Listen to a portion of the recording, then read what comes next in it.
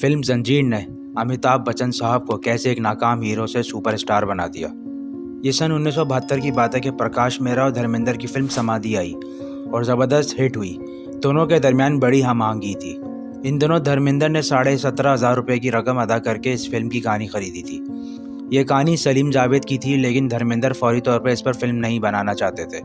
चुनांचे प्रकाश मेहरा ने 55,000 रुपये देकर वो कहानी धर्मेंद्र से खरीद ली। इस कहानी पर प्रकाश मेहरा ने धर्मेंद्र के साथ मिलकर फिल्म बनाने का फैसला किया। अगरचे ये कहानी धर्मेंद्र साहब के दिल के बहुत करीब थी, लेकिन किस्मत का खेल ऐसा था कि वो अपनी पसंदीदा कहानी में मौजूद न रह सके। दरअसल इनकी एक कज़न थी जिनके प्रकाश मेहरा से गहरी लड़ाई थी। टीवी शो आपकी अदालत में धर्मेंद्र साहब ने बताया था, मेरी इस बहन ने मुझसे ऐसा वादा किया था कि उसने मुझे जज्बाती तौर पर बांध दिया। मुझे फिल्म छोड़ने का बहुत दुख हुआ, लेकिन बहन के कहने पर छोड़ दी। ये बात मशहूर है कि दिलीप कुमार, राजकुमार, देव आनंद सभी ने किरदार अदा करने से इनकार कर दिया था। 40 साल कबल 11 मई 1973 को रिलीज होने वाली ये वही फिल्म थी जिसने हिंदी फिल्म इंडस्ट्री को एंग्री यंग मैन दिया, एक नया सुपरस्टार जो आने वाले बरसों तक हिंदी फिल्मों का चेहरा बदलने वाला था। इस फिल्म के साथ प्रकाश मेहरा और अमिताभ बच्चन साहब की जादुई जोड़ी का आगाज हुआ, जिसका जादू सन 1989 में फिल्म जादूगर से जागा।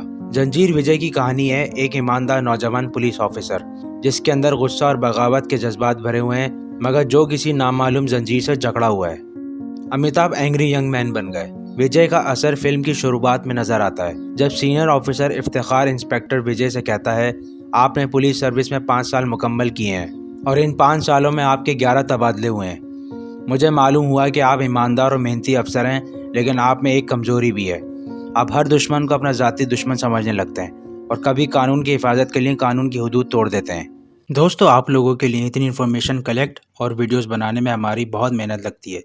प्लीज़ जाने से पहले वीडियो को लाइक और चैनल को सब्सक्राइब करना ना भूलिएगा। जंजीर की खासियत यह है कि इसमें स्क्रीन पर एक सुपर हीरो है जो कि अमिताभ बच्चन साहब हैं, लेकिन दरअसल जंजीर की कामयाबी के पीछे बहुत से हीरो हैं। सबसे पहले अमिताभ बच्चन की बात करते हैं। दीप्ता कर्ती चौधरी ने हिंदी फिल्मों से मुतालिक कई किताबें लिखी हैं। वो कहते हैं कि अच्छी परफॉर्मेंस की निशानी ये है कि आप इस किरदार में किसी और का तस्वुर भी नहीं कर सकें। जैसे कि इंस्पेक्टर विजय खन्ना के किरदार में अमिताभ के अलावा किसी और के बारे में सोचना भी नामुमकिन है। इनके किरदार में जो शिद्दत नज़र आती है वही बरतरी थी।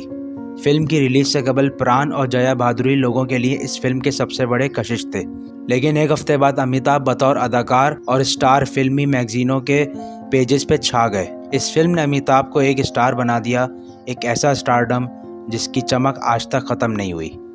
जंजीर का दूसरा बड़ा हीरो इसके स्क्रीन प्ले सलीम जावेद ने लिखा है। फिल्म की कामयाबी के हीरो भी प्राण, शेर खान और अजीत तेजा जैसे अदाकारों के मजबूत किरदार हैं और असल हीरो डायरेक्टर प्रकाश मेहरा हैं, एक ऐसा डायरेक्टर जिसकी कहानी को हर बड़े हीरो ने ठुकरा दिया था। ये राजेश खन्ना का दौर था। फिल्म में रोमांस होना लाजमी था, कुछ कॉमेडी के साथ नाच गाना भी होना चाहिए था, मगर इस फार्मूले के बरक्स जंजीर में ऐसा कुछ भी नहीं था। लेकिन प्रकाश मेहरा ने फिल्म बनाई, और वो भी एक ऐसे अदाकार के साथ जो इस वक्त 10 से 12 फ्लॉप फिल्में दे चुका था। एक फ्लॉप हीरो को लेना एक बड़ा खतरा था, और वो भी जब प्रकाश मेहरा पहली बार किसी फिल्म में अपना पैसा लगा रहे थे। लेकिन प्रकाश मेहरा ने अमिताभ को अपना हीरो बना लिया और इनके फैन बन गए। जंजीर की कामयाबी का फ़ायदा सबको हुआ। प्रकाश मेहरा को अमिताभ बच्चन साहब के लिए राज़ी करने का काम सलीम जावेद ने किया, जिन्होंने अमिताभ की फिल्में जैसे बम्बई टू गोवा और परवाना देखी थी। जब पोस्टर पर सलीम जावेद का नाम आया, सलीम जावेद की बात करें तो इन दोनों पोस्टरों पर लिखारियों के नाम लिखने का रिवाज नहीं था। दोनों ने प्रकाश मेहरा से कहा कि इनका नाम भी पोस्टर्स पर होना चाहिए। मीडिया से गुफ्तगू करते हुए जावेद अख्तर साहब का कहना था, जब हमने इस ख्वाहिश का इजहार किया तो हमें बताया गया कि ऐसा नहीं होता। जब जंजीर बम्बई में रिलीज़ हुई तो हमने 2 जीपें किराए पर हासिल की, इनमें 3-4 लोगों को बिठाया, इन्हें सीढ़ियाँ और पेंट के डब्बे पकड़ा दिए और कहा कि वो बम्बई में जहाँ कहीं भी जंजीर के पोस्टर नज़र आएँ, इन पर ये लिखें सलीम जावेद। इसके बाद हर पोस्टर पर सलीम जावेद का नाम लिखा हुआ था। कहा जाता है तब से पोस्टर्स पे राइटर्स का नाम लिखना शुरू हुआ। वो कहते हैं कि सलीम जावेद ने फिल्म इंडस्ट्री में लिखारियों को दी जाने वाली अहमियत को जंजीर से बदल दिया। वो इंडस्ट्री के पहले स्टार राइटर थे। सलीम जावेद ने रमेश सिप्पी की जंजीर दिखाई, जिसके बाद सिप्पी अमिताभ को शोले में ले गए और Amitabh talk of the town बन गए। अजीब इत्तेफाक है कि पहली बार जिस फिल्म अधिकार के लिए सलीम जावेद ने स्क्रीन प्ले लिखा, उनके नाम क्रेडिट लिस्ट में नहीं दिए गए। दीप्ता कर्ती चौधरी ने एक किताब भी लिखी है जिसका नाम है सलीम जावेद की तहरीर, हिंदी सिनेमा के अजीम तरीन स्क्रीन राइटर्स की कहानी। इस तरह सलीम जावेद साहब ने डिस्ट्रीब्यूटर्स को फिल्म जंजीर बेचने की भी मदद की।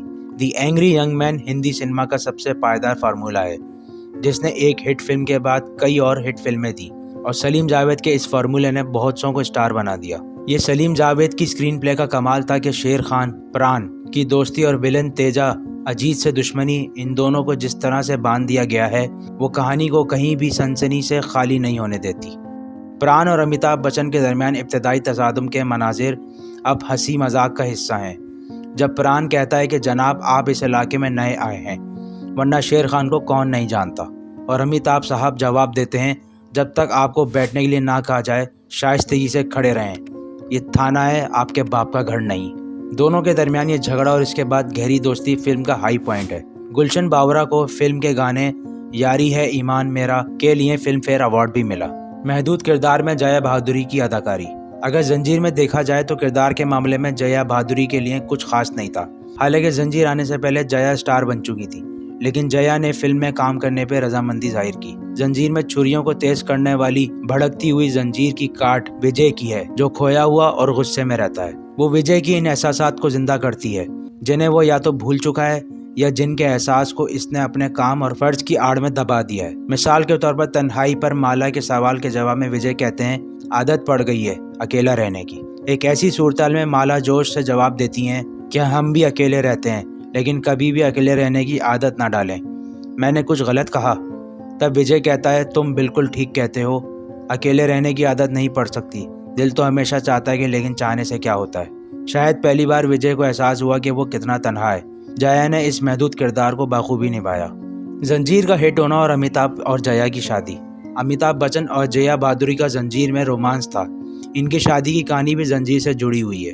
अपनी पोती नया नंदा की पॉडकास्ट में जया बताती हैं, हमने फैसला किया था कि अगर हमारी फिल्म जंजीर हिट हुई तो हम कहीं छुट्टियां मनाने जाएंगे। तब तक हम दोनों ने अक्टूबर 1973 में शादी करने का फैसला कर लिया था, जबकि जंजीर को अप्रैल में रिलीज किया गया था। अमिताभ बच्चन साहब ने मुझे बताया कि मेरे वालिदैन ने कहा है कि हम शादी के बगैर कहीं छुट्टियों पर नहीं जा सकते, तो हमने सोचा कि अक्टूबर के बजाय जून में शादी कर लें।